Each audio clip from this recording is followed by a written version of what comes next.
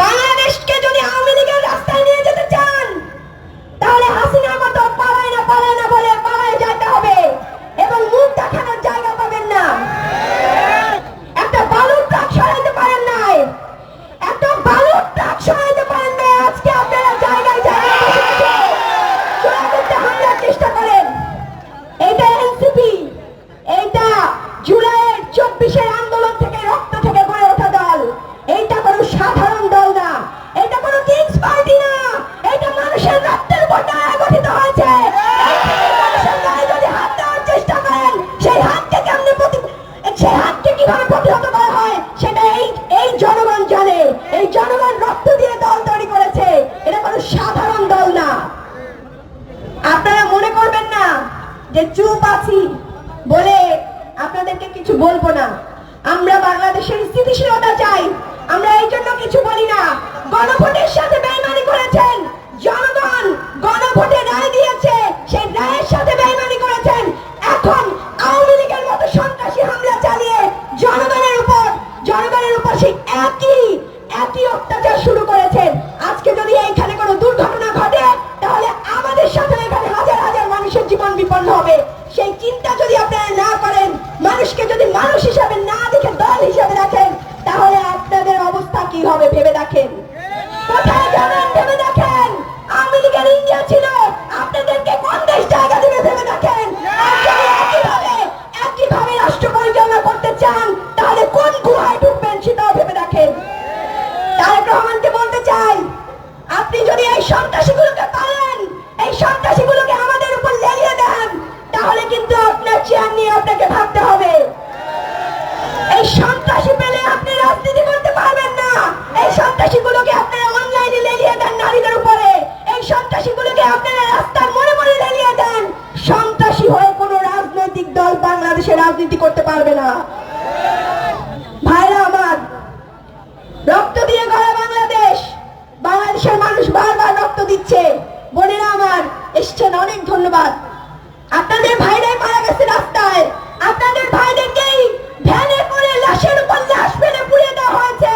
আপনার ভাই ইয়ামিনকে সেই আরপিসি ট্যাঙ্কের উপর থেকে ফেলে দেওয়া হয়েছে।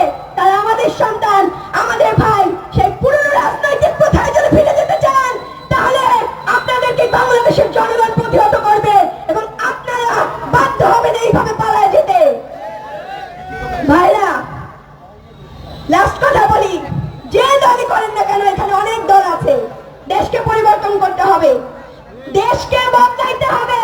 যদি না চান যে আপনাদের সন্তানরা আবার বিচার সংস্কারের দাবিতে রাস্তায় নামবে আর পুলিশ গুলি করবে, যদি আপনারা না চান যে আপনাদের মায়েদেরকে বোনদেরকে হেনস্থা করবে, তাহলে দেশকে বদলাইতে হবে।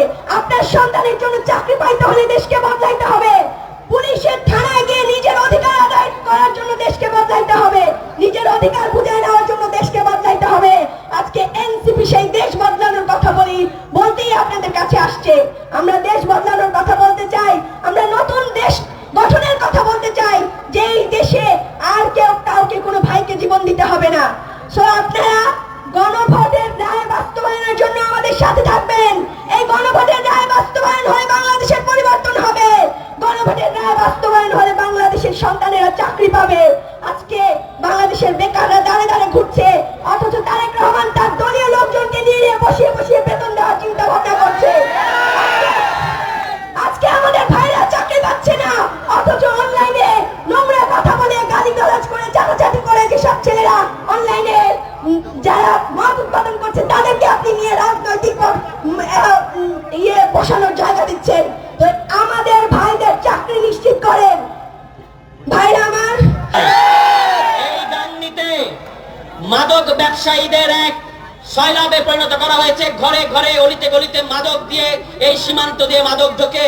কিন্তু বাংলাদেশে একজন স্বরাষ্ট্রমন্ত্রী আছে, তিনি কিন্তু এইসব সমস্যাকে সমাধান করেন না। বরং আমরা দেখতে পাচ্ছি চতুর্দিকে সীমান্ত দিয়ে ওই হিন্দুত্ববাদী ভারত, দিল্লি এবং পশ্চিম কলকাতার শাসকেরা বাংলাদেশে অবৈধ ভারতীয় নাগরিকদের পুষিং করছে। তারা শুধু ভারতীয় নাগরিকদের পুষিং করছে না, তারা মাদকও পুষিং করছে। তারা বাংলাদেশের সীমান্তে মাদকে ঢুকিয়ে দিচ্ছে এবং আমাদের তরুণ সমাজকে মাদকে বুট করার একটা ষড়যন্ত্র তারা হাতে নিয়েছে। আমরা চেয়েছিলাম বাংলাদেশে চাকরি পাবে, বড় বড় গাল ভরা কথা বলে বিএনপি সরকার ক্ষমতায় এসেছিল, তারা বলেছিল 1.5 বছরের মধ্যে 1.5 কোটি চাকরি তারা দেবে, কিন্তু আমরা দেখতে পাচ্ছি চাকরির কোনো নাম নাই, সবার হাতে হাতে মাদক। আমরা ভেবেছিলাম আমরা নিরাপত্তা পাবো, কিন্তু আমরা দেখতে পাচ্ছি যে কর্মসংস্থানের নামে বিএনপি তার দলীয় নেতাকর্মীদের চাঁদাবাজির কর্মসংস্থান করে দিয়েছে। সমস্ত জায়গায় এটাকে ভাই ঠিক করেন, কোনো দরকার নেই। তারা সমস্ত জায়গায় তাদের লোকেদের আপনারা দেখবেন যে মাটি, বালু, গাছ থেকে শুরু করে এমনকি খাল খননের মাটি পর্যন্ত তারা খেয়ে ফেলতেছে। এরকম এক খাই খাই স্বভাবকে তাদের পেয়ে বসছে। তাদের হলো 1000 বছরের ক্ষুধা। মুরব্বীরা বলে তাদের 1000 বছরের ক্ষুধা। এই 1000 বছরের ক্ষুধা নিয়ে তারা এখন ক্ষমতায় এসেছে এবং বাংলাদেশের প্রত্যেকটা অলিতে গলিতে তারা চাঁদাবাজ দিয়ে ভরে ফেলেছে। বক্তব্য আর খুব বেশি বাড়াবো না।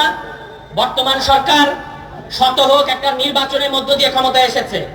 আপনারা সবাই ভোট দিয়েছেন, যদিও মেহেরপুরের মানুষেরা বিএনপিকে ভোট দেয় নাই। আপনারা কি বিএনপিকে ভোট দিয়েছেন? আপনারা বিএনপিকে ভোট দেন নাই, কারণ ভোটের আগেই বিএনপির খাসলত আপনাদের কাছে পরিষ্কার হয়ে গিয়েছিল এবং এই কারণে বিএনপি এই যে এই জেলার একটা আসনও পায় নাই। কিন্তু তারা সারা দেশে অনেকগুলো আসন পেয়েছে এবং পাওয়ার পরে তারা ধরাককে সরাজ্ঞান করছে। তারা এখন আমাদের মাথার উপর উঠে কাঁঠাল ভেঙে খেতে চাচ্ছে এবং তারা এখন চাঁদাবাজি, টেন্ডারবাজি, দলীয় লোক নিয়োগ থেকে শুরু করে সমস্ত জায়গায় নিজেদের লোক বসানোর পায়তারা করছে। যাদেরকে আপনারা ভোট দিয়ে পরাজিত করেছেন তাদেরকে তারা জেলা পরিষদে বসাচ্ছে। জেলা পরিষদ, সিটি কর্পোরেশন, ইউনিয়ন পরিষদ এগুলো হয়ে গেছে তাদের সান্ত্বনা পুরস্কার দেওয়ার জায়গা, এগুলো হয়ে গেছে তাদের পুনর্বাসনের জায়গা, অথচ স্থানীয় সরকার নির্বাচন দেওয়ার ঠিক নাই। আমরা শুনতে পাচ্ছি গোয়েন্দা রিপোর্ট ভালো না, স্থানীয় সরকার নির্বাচন দিলে নাকি বিএনপির ভরাডুবি হবে। এই ভয়ে তারা এখন কিভাবে আগে ইলেকশন ইঞ্জিনিয়ারিং করবে সেই চিন্তা করছে এবং এই কারণে নির্বাচন কমিশনের মতো একটা সাংবিধানিক গুরুত্বপূর্ণ প্রতিষ্ঠানে তাদের একজন দলীয় ব্যক্তিকে অতিরিক্ত সচিব পদমর্যাদায় তারা ওখানে বসিয়েছে। উদ্দেশ্য খুব পরিষ্কার, দলের ক্ষমতায় এসেছে মাত্র 6 মাস, এখনই দলীয় লোক অতিরিক্ত সচিব পদমর্যাদায় নির্বাচন কমিশনে বসানোর মানে হইল 3 বছর পরে তাকে পদোন্নতি দিয়ে সচিব বানাবে এবং তাকে দিয়ে তারা আগামী নির্বাচন কারচুপি করবে, ইঞ্জিনিয়ারিং করবে। এই কারচুপি করার, ইঞ্জিনিয়ারিং করার সমস্ত নীল নকশা জনাব তারেক রহমানের সরকার 6 মাসের মধ্যেই করা শুরু করে দিয়েছে। কিন্তু তারা ভুলে গেছে 14 সাল, 18 সাল, 24 সালের নির্বাচনে আওয়ামী লীগ যেভাবে এখানে মানুষের ভোটাধিকার কেড়ে নিয়েছিল, যেভাবে আমরা ভোটাধিকার থেকে বঞ্চিত হয়েছিলাম, তার পরিণতি হয়েছে তারা আজকে এখন দিল্লির অন্ধকার গুহায় বসে থেকে আমাদের বিরুদ্ধে গায়েবী হুঙ্কার দিচ্ছে। বিএনপির মনে রাখতে হবে, আপনাদের প্রধান নেতা লন্ডনে ছিলেন, আপনাদের দ্বিতীয় প্রধান নেতা শিলংয়ে ছিলেন। এই গণ অভ্যুত্থান না হলে শিলং থেকে আসতে পারতেন না, এই গণ অভ্যুত্থান না হলে লন্ডন থেকে আসতে পারতেন না। এখন গণ অভ্যুত্থান হওয়ার পরে আপনারা যদি মনে করেন সামনের নির্বাচন কারচুপি করবেন, আপনাদের জন্য কোনো দিল্লি আর